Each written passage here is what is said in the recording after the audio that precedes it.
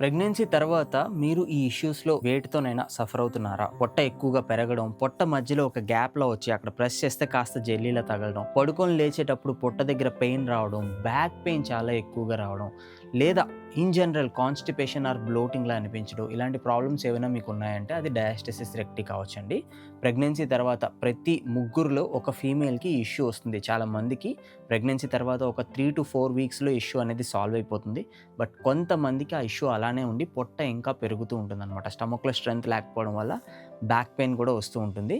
So, ఒకవేళ మీకు గానీ ఈ ఇష్యూ ఇప్పుడున్నా లేదా ఇంకా కంటిన్యూ అవుతుంది అని అనిపిస్తే ఈ వీడియో మీకు పర్ఫెక్ట్ వీడియో అండి. సో, ఈ వీడియోలో నేను ఈ కండిషన్ ఉన్నవాళ్ళు ఎటువంటి ఎక్సర్‌సైజెస్ చేయకూడదు అండ్ ఎటువంటి ఎక్సర్‌సైజెస్ చేస్తే ఇష్యూని సాల్వ్ చేసుకోవచ్చో చాలా క్లియర్‌గా ఎక్స్‌ప్లెయిన్ చేస్తాను. సో, మీకు గానీ లేదా మీ ఫ్యామిలీ మెంబర్స్‌లో ఎవరికైనా గానీ రీసెంట్‌గా డెలివరీ అయిన వాళ్ళకి ఈ వీడియో హెల్ప్ అవుతుంది అనుకుంటే ఒక లైక్ చేయండి అండ్ ఈ వీడియోని వాళ్ళకి కూడా షేర్ చేయండి. ఫస్ట్ అయితే మనం డయాస్టసిస్ రెక్టి కోసం ఎలాంటి ఎక్సర్‌సైజెస్ చేయకూడదు అండ్ ఎలాంటి ఎక్సర్‌సైజెస్ చేయాలి అనేది క్లియర్‌గా తెలిసేసుకుందాం. Okay, let's get start.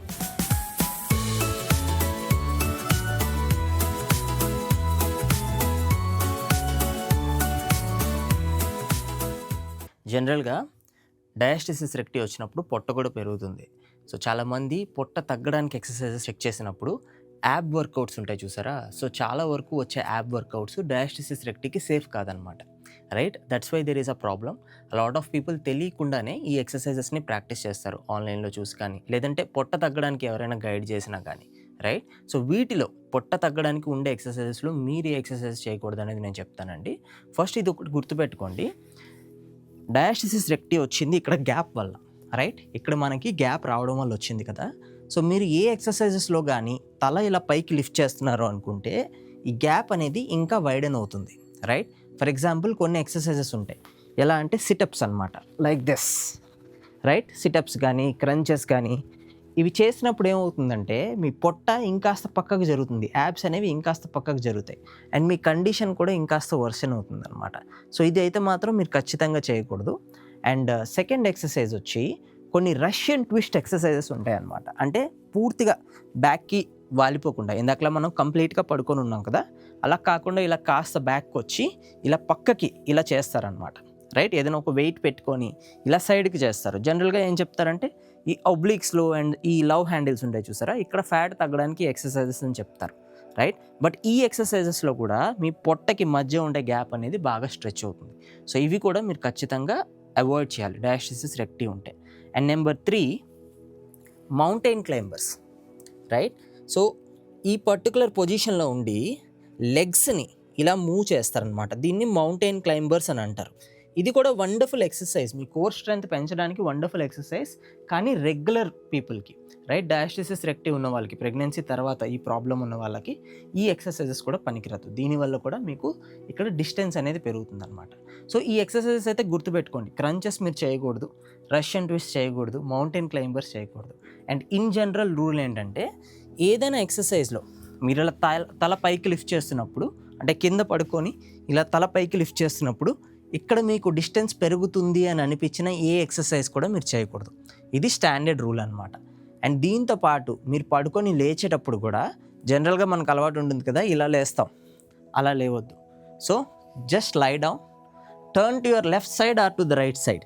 పక్కకు తిరగండి. మీ హ్యాండ్ సపోర్ట్‌తో లేచి కూర్చోండి. కొన్నాళ్ళ వరకు మీ స్టమక్‌లో మళ్ళీ స్ట్రెంత్ రీగెయిన్ అయినంత వరకు అనమాట. సో, మనకి తెలియకుండా ఈ మిస్టేక్స్ చేయడం వల్ల ఈ కండిషన్ ఇంకా వర్సెన్ అవుతుంది.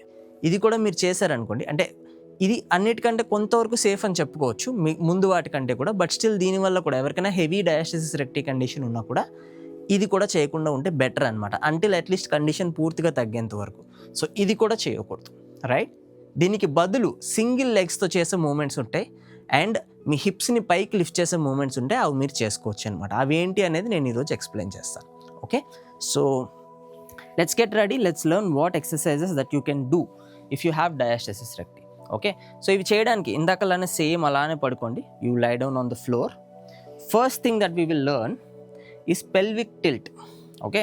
Pelvic tilt. పెల్విస్ అంటే అందరికీ తెలుసు కదా! This is our pelvic bone and pelvis. Right? ఇక్కడ ఈ పర్టికులర్ ఏరియాలో మనకు బోన్ ఉంటుంది. దాన్ని పెల్విక్ బోన్ అని అంటారు. రైట్? పడుకున్న తర్వాత మీ కాళ్ళు 2 ఇలా బెండ్ చేసే ఉంచండి. Just lie down. మీ 2 చేతులు ఇలా పక్కకి పెట్టేసేయండి. ఇక్కడ నుండి మీ పెల్విక్ బోన్ని నెమ్మదిగా లోపలికి లాగండి, like this.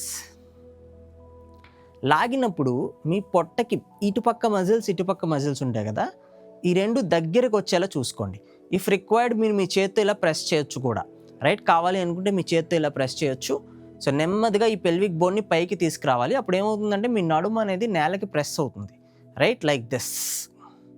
And take it back, press it up, take it back, right. మీకు కనిపించాలని నా హ్యాండ్స్ తీసేసి చూపిస్తున్నాను.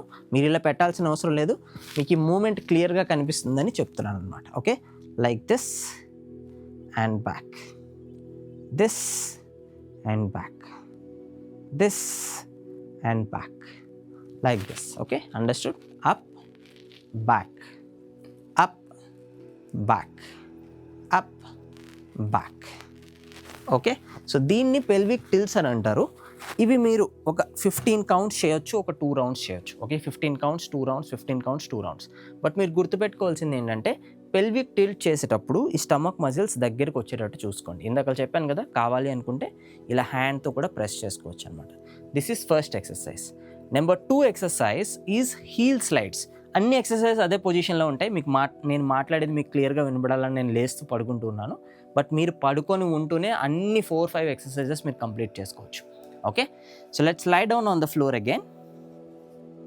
మీ హీల్స్ ఫ్లోర్ మీద ఇలా పెట్టేసేయండి, 2 చేతులు పక్కన పెట్టేసేయండి.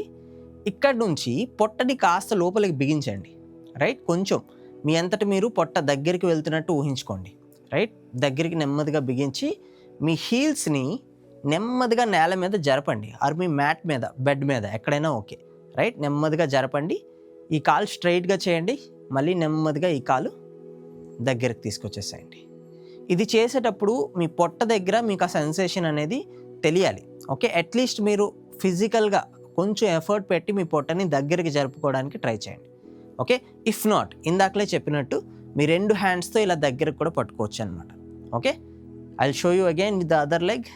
Gently slide your heel and bring it back. Slide, bring it back, slide and bring it back. Very good. Okay, so ఇది టోటల్ బోత్ సైడ్స్ కలిపి ఒక 10 కౌంట్స్ మీరు చేసుకోవచ్చు. దాన్ని ఒక 2 రౌండ్స్ చేసుకోవచ్చు అనమాట. ఎలా అంటే రైట్ లెగ్ లెఫ్ట్ లెగ్ అనేది ఒక కౌంట్ అవుతుంది. సో అలా 10 కౌంట్స్ చేసుకుంటూ 2 రౌండ్స్ చేసుకోవచ్చు, మధ్యలో కొంచెం గ్యాప్ ఇచ్చి. ఇది చేసిన తర్వాత స్టమక్ దగ్గర మీకు లైట్గా సెన్సేషన్ అనేది తెలియాలి. ఓకే, 2 ఎక్సర్సైజెస్ చూసాం. Number 3 exercise is basically dead bug. Okay, dead bug ఇది చేయడానికి కూడా మీరు మీ వీప్ మీద ఇలానే పడుకొని ఉంటారు. 2 కాళ్ళు ఈసారి స్ట్రైట్గా పెట్టేసేయండి. ఓకే, 2 కాళ్ళు స్ట్రైట్గా పెట్టేసేయండి, 2 చేతులు స్ట్రైట్గా పెట్టేసేయండి. ఇక్కడ నుంచి మీ ఎడమ కాలు కుడి చేయి ఈ 2 పైకి లేవాలన్నమాట, like this. And slowly bring it down. Any exercise for diastasis recti you have to do it slowly. ఫాస్ట్గా చేయడం వల్ల మీకు ఉపయోగం ఉండదు, నెమ్మదిగా చేయాలి. స్టమక్ మజిల్స్ మీద మీరు అవేర్నెస్ పెడుతూ చేయాలి. Okay, left leg right hand చేసాం కదా, ఇప్పుడు right leg and left hand up and down. మళ్ళీ up down, up down, up down, up down, up and down. Understood? So this is called dead bug. So ఈ exercise చేయడానికి total మీకు ఒక round మీరు అనుకుంటే లెఫ్ట్ సైడ్ ఒక count and right side ఒక round, 2 కలిపి ఒక కౌంట్ అనుకుంటే టోటల్ 10 కౌంట్స్ 2 రౌండ్స్ మీరు చేయొచ్చు. Okay, 2 rounds 10 counts. ఇవి as you keep doing it. ఎందుకంటే స్టార్టింగ్లో ప్రెగ్నెన్సీ తర్వాత మీకు పెయిన్ కొంచెం ఎక్కువ ఉంటుంది. సో ఆ టైంలో మీరు ఎక్కువ రౌండ్స్ చేయలేరు. So as you keep doing it మీరు ఫ్రీక్వెన్సీ అనేది కూడా పెంచుకోవచ్చు. ఓకే, ఎన్ని రౌండ్స్ మీరు చేస్తున్నారు అది, అండ్ ఎన్నిసార్లు చేస్తున్నారు, రోజులో ఎన్నిసార్లు చేస్తున్నారు, ఆ ఫ్రీక్వెన్సీ కూడా మీరు పెంచుకోవచ్చు. Okay, so next exercise is bridge raises. Okay, so gently lie down on the mat or bed or anything which ever is flat. Okay, and hard. ఇక్కడ నుంచి నెమ్మదిగా మీ హిప్స్ని పైకి లిఫ్ట్ చేయండి అండ్ కిందకి తీసుకురండి. రైట్, పైకి లిఫ్ట్ చేసినప్పుడు పొట్టని కాస్త బిగించండి, లోపలికి బిగించండి అండ్ కిందకి తీసుకొచ్చినప్పుడు రిలాక్స్ చేసేసేయండి. Okay, up and down. This is a variation of Setu Bandhasana in yoga. Okay, యోగాలో చేసే మన బ్రిడ్జ్ పోజ్కి ఇది ఒక variation. You can do this one. Up down, up down, up down, up down, up and down. Very good. ఇది కూడా total ఒక 10 counts and 2 rounds మీరు చేసుకోవచ్చు. ఓకే, 10 కౌంట్స్ ఒకసారి, మళ్ళీ కొంచెం గ్యాప్ ఇచ్చి మళ్ళీ 10 కౌంట్స్ ఒకసారి. As you can do it. మీరు చేయగలరు అనుకుంటే ఇంకొక రౌండ్ మీరు యాడ్ చేసుకోవచ్చు అనమాట. Okay, finally the breathing technique, diaphragmatic breathing. Inhale normally into your stomach and when you exhale పొట్టని లోపలికి లాగండి, కిందకి వెళ్ళేటట్టు చూసుకోండి అండ్ మీ పెల్విస్ని మళ్ళీ లోపలికి టిల్ట్ చేయండి. This is diaphragmatic breathing. ఇందాక మనం చేసిన పెల్విక్ టిల్ట్ లానే ఉంటుంది, కానీ ఇప్పుడు దీనికి మనం మన బ్రెత్ని కూడా యాడ్ చేస్తాం అనమాట.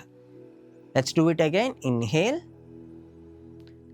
ఎగ్జేల్, పొట్టని నెమ్మదిగా లోపలికి టిల్ట్ చేయండి.